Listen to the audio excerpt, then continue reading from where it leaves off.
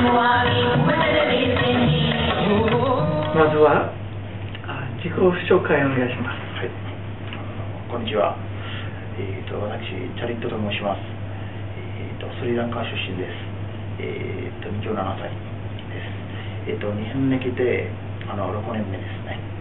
2002年10月に日本に来ました。来日した前に日本語を勉強しましたか？そうですね、国で、2、3ヶ月ぐらい勉強しましたね。そこででも基本的なことを勉強したんですけど、例えば漢字とかは先生勉強しなかったんですが、日常会話とか結構使ってる言葉とか、その後字の書き方とかね、いろんなカタカナとか、そういうのは勉強しましたね。何のために日本に来ましたか？そうですね、スリランカ人ってもともと英語とかも使ってるから、ほとんどの学生とかは卒業した後アメリカとか、オーストラリアとかイギリスとかカナダの方に行く人が多いんですけど、自分の場合は自分の高校の先輩が日本に来てまして、彼といろんな連絡を取ることができましたね。日本のどんな国ですかとか、あと勉強の方はどうですかとか、勉強終わったら卒業したら少々決めるかどうかとか話すことができましたね、みんなで。でそれでその当時も僕ももともとコンピューターの方は勉強したかったんで、その世界のこの国の技術と比べると日本の技術は高いと感じて、日本の生活も似てる部分もスリランカで似てる部分も多いなと思って日本に留学しましたね。日本に最初は多分日本の場合も、その就職とかそれを決める前は日本語能力ないとつけないっていう感じだったんで、最初は日本語学校入ったんですね、日本に来て。でそこでいろいろなことを学んで、例えば2002年10月に僕は日本に来まして、1年半ぐらいは日本語学校で勉強しましたね。そこで大体日本の会話とかにも慣れて、そこから専門学校に入ってコンピューターの勉強をしましたね。日本語学校が終わったら、こんな上手に日本語が喋ってられましたか？いやこんなにはうまくなかったんですけどね、その時でも強い気持ちがあったんですね。日本語を勉強したいっていう気持ちが、なぜかっていうと日本に来て2002年に来て全然喋れなかったんで、日本語がね、周りの友達とかは友達っていうかそんなにいなかったんですけど、もう周りの人間はみんな日本語を喋るし、学費とかもね自分で払ったんで、だから学費のためにアルバイトとかしないといけないんですよね。そのためにアルバイト決めるためには日本語は必要になってきますね。そのために日本語を勉強しないといけないですよ。だから僕も日本に来て3ヶ月間ぐらいアルバイトをしなかったんですけど、その理由は日本語はあまり話せないっていう理由ですね。でどんなに面接受けても落ちてるんですね、日本語を話せないっていうこと。それでその3ヶ月はもうそういう気持ちで、勉強したいという気持ちで頑張って勉強しましたね。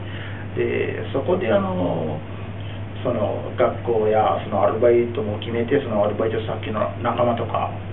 と一緒にいろんなことをしゃべることもできたし、そこで日本語の会話だんだん上手くなりましたね。で学校卒業した後は専門学校に入って、専門学校でも授業として日本語を勉強することができました。でそこでもいろいろなことをコンピューターのことやその日本語の漢字とかを勉強することができましたね。そこで日本語学校と専門学校を比べるときに、日本語学校の場合はほとんど外国人が多かったんで、専門学校に入ったときはその外国人より日本人が周りにいたんですけど、でそこでそのギャップがあったんですね。日本語をみんな周りにいるとみんな日本語で喋ってるから、自分も日本語を喋れるようになりましたね。そこでうまくなりました。どのように日本語を改善しましたか？そうですね、その時に多分人によってはいろんなパターンがあると思うんですけど、自分の場合はまずはそのアルバイトする時のその日本人の仲間と喋ったり、あと一番役に立ったのはテレビですね。日本のテレビを最初は全然分からなくて普通になんか見たんですけど、でその後だんだんその日本語のバラエティ番組やテレビドラマや映画とか見ることできて、あと特に、ニュースとかも見ましたね。そこでいろんな言葉とか耳に入ってきて、最初は全然分からなかったんですけど、その後だんだん上手くなりましたね、日本語テレビで。チャリットさんは他の日本語学習者と比べて何が違いますか？なんでチャリットさんはうまい？そうですか、ありがとうございます。違いありますか？そうですね。でも僕の場合はそうですね、周りの友達もそういう言われる人も多いと思いますが、いつもなんか新しいことを勉強するのは必要っていうのは自分の中であるんで、それは勉強したいっていう気持ちがあるので、あと日本語はだんだんそれ勉強して他の人と喋ると綺麗な日本語を話すとい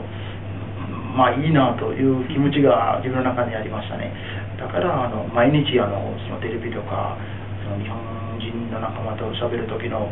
その難しい言葉とか毎日なんか勉強することができましたので、多分こんなにうまくなりましたね。日本の生活はどうですか？慣れましたか？もう今はもうさすがにもう慣れましたし、でも日本に来た時は本当にきつかったんですね。なぜかっていうと自分の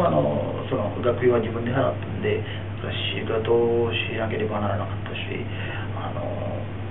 最初はね最初の4年間はずっと寝る時間もなくて学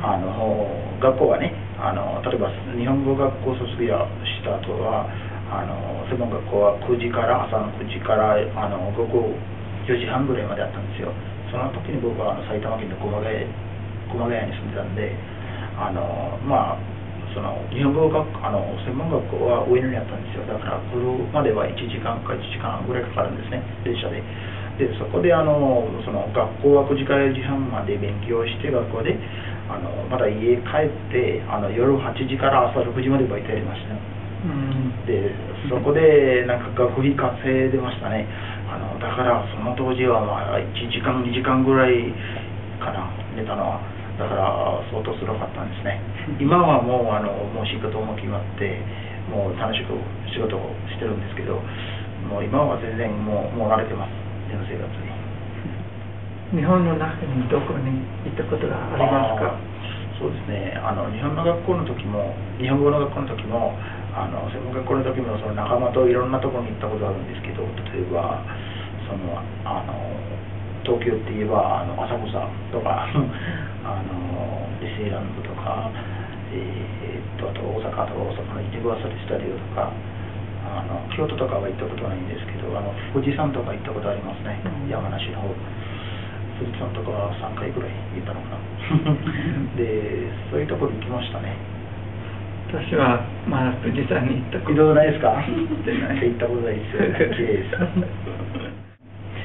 日本人の彼女がいますか？彼女ですか？いないですね。紹介してください。